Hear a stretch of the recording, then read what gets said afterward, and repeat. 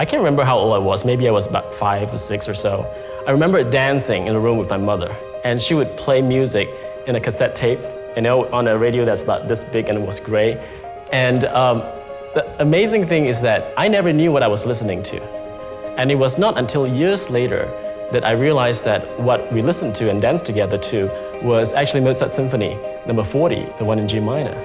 So in some ways, that education started really early without me even really realizing it. One of the things that I really valued about my parents is that they were very progressive. I mean, none of them were musical, none of my parents were musical, but they really valued the arts. And they put us in music education, and that really started everything.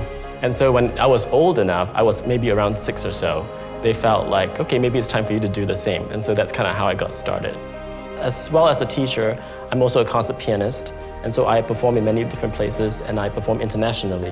One of the most significant venues that I played in is a solo recital in New York City and in Steinway Hall.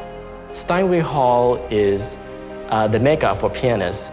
And so those are great experiences and have taken me to places that I otherwise wouldn't go to. Every student comes to me with a different need.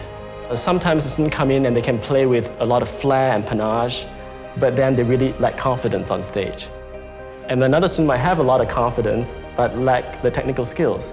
So I try to give them whatever it is that they need for them to be a rounded, successful, and fluent performer.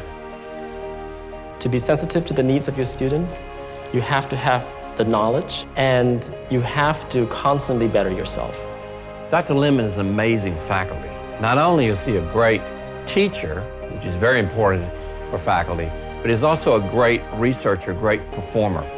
If you've heard him play, you know he has all the technical skills that you would expect and you would hope out of a great pianist, but he also brings every fiber of his being to the emotional part of the piece.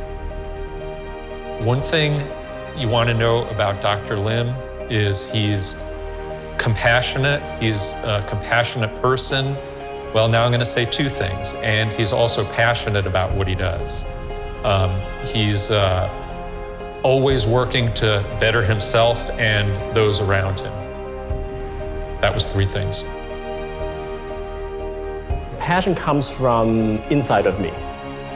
Because one day when you realize or you decided that I want to be a musician or I want to be a performer, it really comes from a deep source within you. It's not sort of an intellectual decision and to say, oh, I think it would be a good idea for me to be a performer, or I think, oh, I'll look good on stage or something, But it really comes from something deep within you, and I think that's something that I feel genuinely, and that's what I want to share with my students. I'm absolutely delighted for several reasons.